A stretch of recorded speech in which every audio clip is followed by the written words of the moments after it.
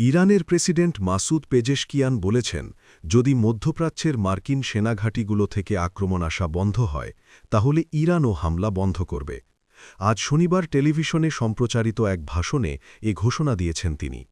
ভাষণে president Pezeshkian বলেন, গত কয়েকদিনে যেসব প্রতিবেশী দেশে ইরান হামলা করেছে তাদের কাছে আমি ক্ষমাপ্রার্থী, কিন্তু আমাদের সামনে আর কোনো পথ নেই, কারণ ইরানের জনগণ কখনও যুক্তরাষ্ট্র এবং ইসরায়েলের কাছে মাথা নত করবে না এবং স্বাধীনতা, সার্বভৌমত্ব, আত্মমর্যাদা ও জাতীয় স্বার্থে কখনও আপোস করবে না।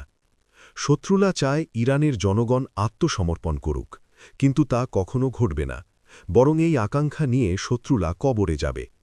তবে ইরানের অস্থায়ী নিরাপত্তা পরিষদ এই সিদ্ধান্তে উপনীত হয়েছে যে প্রতিবেশী দেশগুলো থেকে যদি ইরানে হামলা বন্ধ হয় তাহলে ইরানও পাল্টা হামলা বন্ধ করবে।